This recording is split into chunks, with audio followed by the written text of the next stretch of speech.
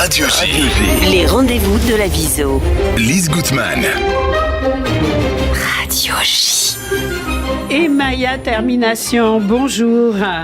Alors Maya, je vous rappelle que vous faites partie de la section Viso à Vive des jeunes femmes de la Viso et ravie de vous retrouver. Alors aujourd'hui, on va évoquer un livre. Son auteur est notre invité.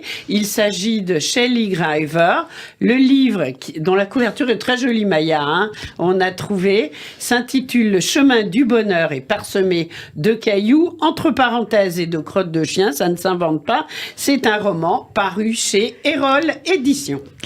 Oui, tout à fait, Lise. Alors, dans Le chemin du bonheur est parsemé de cailloux et de crottes de chien, Shelly Driver, vous mettez en scène une mère de famille pleine d'humour, qui est débordée, qui jongle péniblement entre vie professionnelle et vie familiale. Vous parvenez à nous faire rire de son burn-out, mais votre roman amène également à se questionner sur l'importance de redonner du sens à sa vie. Alors, à travers votre personnage principal, vous décrivez donc la charge mentale, cette planification constante qui retombe souvent sur les mères de famille. Alors, en tant que parent, comment on fait pour ne pas se laisser déborder ? D'abord, il faut être conscient qu'il peut y avoir un vrai problème de charge mentale. Ça pèse, et même si c'est des bêtises, elles s'accumulent, et c'est vraiment difficile de gérer. Donc, il faut en parler avec son conjoint. Parce qu'il ne s'agit pas seulement de laisser le conjoint faire les choses. Il faut qu'il prenne l'initiative. Moi, j'ai un exemple. Si mon mari, il est dans le frigo, la tête dans le frigo, il me dit « Ah, je vais faire les courses ce soir. » Super.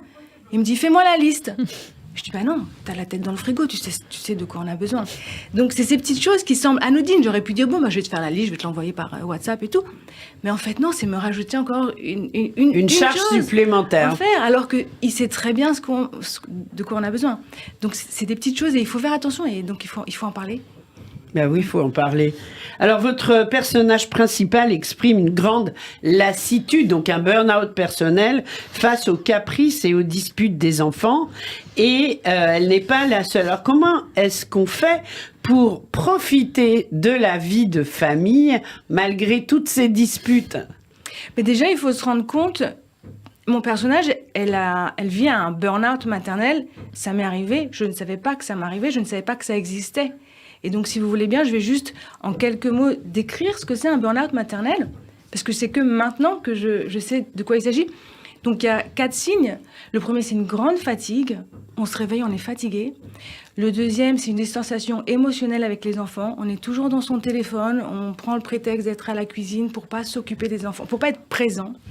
Il y a une perte de joie dans les moments familiaux. Et puis, il y a un grand contraste entre la maman qu'on aimerait être et la maman qu'on est en vrai. Donc, je pense que c'est important de le dire parce que moi, mon burn-out, il n'est pas arrivé d'un jour. C'est sur une longue période. Et c'est bien que ça me soit arrivé parce que ça m'a permis de m'intéresser au développement personnel. Et donc, comment on fait pour profiter ? Il faut se rendre compte que... Il y a des choses positives, il y a du fun dans la famille. Mais quand on est dans le burn-out, on ne se rend pas compte. On voit que les disputes, on voit que les saletés sur le t-shirt. Donc, c'est vraiment un effort conscient de se dire, qu'est-ce qu'il y a de bien aujourd'hui ? Il m'a fait un compliment à mon enfant, il m'a dit « je suis belle ». Alors, j'oublie que 2 minutes avant ou après, il voulait plus prendre le bain. Non, on essaye vraiment de se focaliser sur ces petites choses et on se fait aider si on a besoin. Bien sûr. Et avec le roman, c'est ce que vous avez souhaité faire, déculpabiliser les femmes qui sont dans votre situation. Absolument, parce que on se sent nul quand on est dans cette situation. Moi, ça m'est arrivé, mon burn-out, après des vacances, et je me suis dit, mais enfin, tout le monde a profité pendant ses vacances, t'es la seule qui va profiter, t'es pas capable de partir seule avec tes enfants en vacances, et cette voix, alors que... non, en fait, j'étais seule avec mes enfants, c'était très dur. Concrètement, c'était dur et c'est OK. Et c'est OK de le dire. Oui. Il ne peut en avoir honte. C'est pour ça aussi ce livre que les mamans se reconnaissent et en rigolent. Voilà.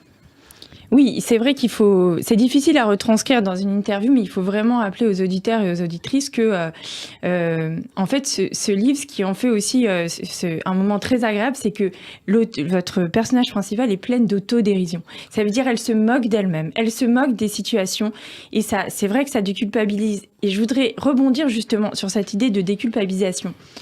je trouve que, en fait, votre livre, ce qui est extraordinaire aussi, c'est que ça vient un peu remettre un peu, on va dire, les pendules à l'heure par rapport à cette mise en scène qu'on peut voir notamment sur les réseaux sociaux, mais pas seulement, hein, ça existait avant les réseaux sociaux, de ces parents qui disent mais alors c'est super et regardez cette photo et le bonheur hashtag happy family, etc. Et je me dis mais ça contribue non à la culpabilisation des parents. Absolument. Et puis il faut qu'on cuisine bio, il faut qu'on ait une carrière professionnelle développée et épanouie et à la maison. Il faut que, enfin on a tellement de il faut que. Alors que c'est pas grave, ils vont manger de la pizza ce soir parce que j'ai vraiment pas la force de cuisiner, c'est pas grave, ne pas en avoir honte, c'est pas grave. Et aussi il faut un peu de bienveillance entre nous les mamans et ça le dire, ouais, c'était vachement dur. Mais on en parle de plus en plus maintenant. Il y a cette période 17h, 19h comme ça, quand la maman rentre du travail et qu'elle a les enfants, elles appellent ça sur Instagram, c'est le tunnel de la mort. Est-ce qu'on va sortir vivant? Donc on commence à en parler et à en rigoler aussi. Mais c'est vrai que on rentre à la maison et on a ce deuxième boulot et les cris et la fatigue et on n'a qu'une envie, c'est de poser, de s'asseoir et de prendre son thé tranquillement et donc en parler, en rigoler et dire c'est pour tout le monde pareil. Ça, on prend de la distance, voilà. C'est pour tout le monde difficile. Ne pas croire que chez votre voisine, ça se passe mieux. Ben, elle aussi, sûr. elle rentre dans le tunnel de la mort à 17-18 heures quand elle rentre à la maison. Et c'est tiré de votre expérience personnelle. Vous avez combien d'enfants? J'ai 4 enfants. Ah Mon oui. personnage a 4 enfants aussi. Et l'idée, j'ai vraiment fait un burn-out maternel et je me suis vraiment tournée vers le développement personnel pour comprendre comment kiffer la vie, quoi. Et c'est le cheminement de mon personnage. Après, c'est toute la fiction. Et alors justement, le développement personnel, donc qu'est-ce que ça vous a apporté? Comment ça vous a sorti un peu de ce burn-out maternel? Alors, ça m'a appris la méditation, la gratitude, la bienveillance envers moi-même, la patience, apprécier les petits moments de la vie, beaucoup de choses. Mais je suis constamment en train d'essayer de m'améliorer, de devenir une meilleure version de moi-même, tout en acceptant la version qu'il y a aujourd'hui. Et je le recommande à tout le monde de faire ce cheminement, ça c'est sûr. Est-ce qu'il y a une pratique, par exemple, tirée du développement personnel que vous faites tous les jours ou toutes les semaines, qui vous semble essentielle? Il y a une pratique qui est très recommandée et que je fais, c'est la liste de gratitude. Et donc, mon personnage, elle le fait, mais d'une façon tout à fait cynique au début. Elle se moque de quoi elle est reconnaissante de rien du tout. Non. Et donc, tous les jours, on écrit de quoi on est reconnaissant pour apprendre. Exemple. Eh mes enfants se sont pas disputés aujourd'hui. Elle avait fait ses devoirs, la petite, quand elle est rentrée à la maison. J'ai pas eu besoin de m'en occuper, des petites choses. D'accord. Puis, bien sûr, ça peut être parfois, il y a des grandes raisons de se réjouir, mais aussi des petites choses. Il a fait beau ce matin. Je me suis levée de bonne humeur, j'étais pas fatiguée. Voilà, j'ai mangé correctement dans la journée. Je sais pas, j'ai fait du sport et je suis reconnaissante et heureuse de ces petites choses. Justement, vous parlez de cette liste de gratitude, mais ce que j'entends en fait dans les exemples que vous citez, c'est que ces gratitudes est aussi un peu challenge. J'ai réussi à ne pas m'énerver, etc. Et ça me permet de vous poser une autre question, c'est que en fait, cette émission, c'est celle des femmes qui osent, et en fait, cette idée d'audace, de challenge, elle est aussi au cœur de votre livre, parce que alors déjà, c'est votre premier roman, vous vous êtes lancé dans l'écriture. J'imagine que ça n'a pas forcément été facile, ce challenge. Après, on parlera aussi des challenges de votre personnage, mais pour vous, comment vous avez surmonté un peu ce challenge-là? En fait, la difficulté, elle est dans votre tête. Parce que le challenge, je me suis assise devant un ordinateur et j'ai commencé à écrire. La difficulté, c'était de me convaincre d'arrêter de me dire mais t'es nul, que tu te prends pour un écrivain, mais tu seras jamais publié. C'était ça la difficulté, c'était ça le challenge. Et après, il y avait un autre petit challenge. Il fallait envoyer ce manuscrit. Et pourtant, c'est juste appuyer sur le bouton envoi de son ordinateur, mais on en fait toute une histoire. Et c'est en fait, il faut vraiment faire attention à notre discours intérieur et puis se dire, c'est pas grave.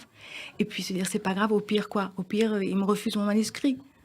C'est pas la fin du monde, je vais essayer ailleurs. Et puis si on voit l'échec comme une leçon, en fait, on en va sortir grandi, on va pouvoir continuer.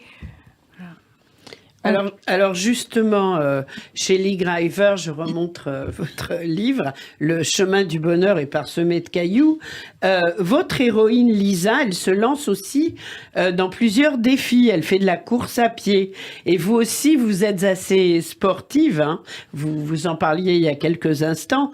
Alors, comment on peut trouver la motivation pour sortir courir, surtout quand il fait trop chaud, trop froid, trop noir, pas assez? Racontez-nous. Déjà, il faut savoir pourquoi on le fait. Il faut avoir une bonne raison. On l'écrit sur un post-it, on le met dans sa salle de bain sur le miroir. Et puis, on se fixe des petits objectifs. On ne va pas du jour au lendemain courir un marathon. On va d'abord se fixer que le lundi et le jeudi, à 8 h du matin, ou peu importe quelle heure, on va mettre ses vêtements de sport et on va sortir jusqu'au coin de la rue. Et puis, on va revenir. L'important, c'est de mettre en marche la machine, de fixer des habitudes. Et petit à petit, on augmente.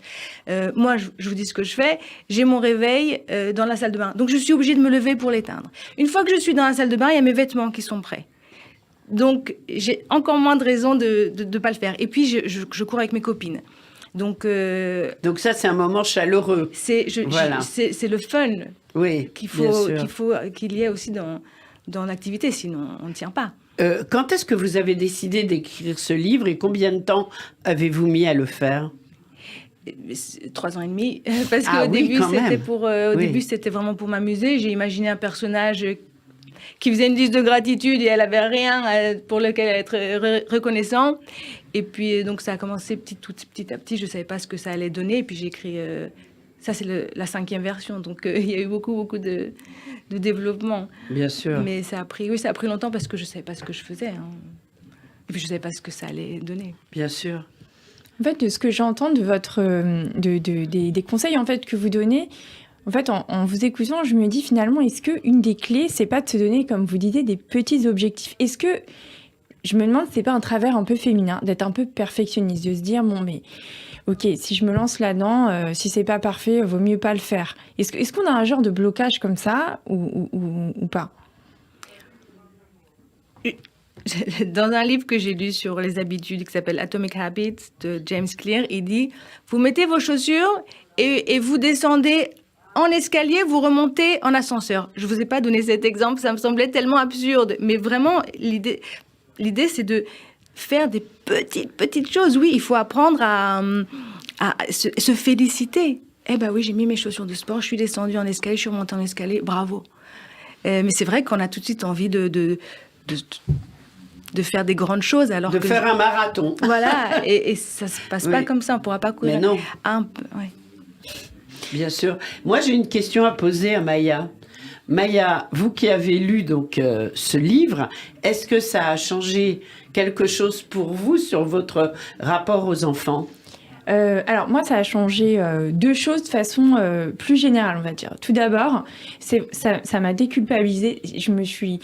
Bon, hier, j'ai passé une journée catastrophique. J'étais en retard tout le temps. Et en fait, j'ai repensé à la personnage du livre. Je me dis, en fait, c'est pareil. Et je vais commencer à en rire. Enfin, je trouve que ça aide vraiment à pas se sentir nul. Donc, vous voyez, voilà, les faits. C'est la première conclusion. Et même, je pense, en vous écoutant, que j'ai fait un peu la gratitude parce que je suis arrivée à 6h moins le quart au conservatoire chercher mon fils et je lui dis, t'as vu, je suis pas en retard. Je vais peut-être être en retard, mais tu pars pas.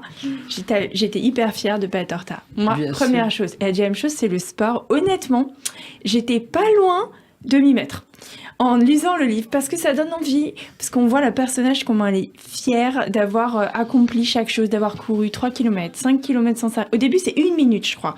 La première fois qu'elle court, je crois que c'est 1 minute sans s'arrêter. Ouais. Et donc, j'ai dit à mon fils dimanche, comme tu te lèves tôt et à chaque fois tu tapes à la porte et je te dis retourne te coucher, cette fois tu me dis maman va courir.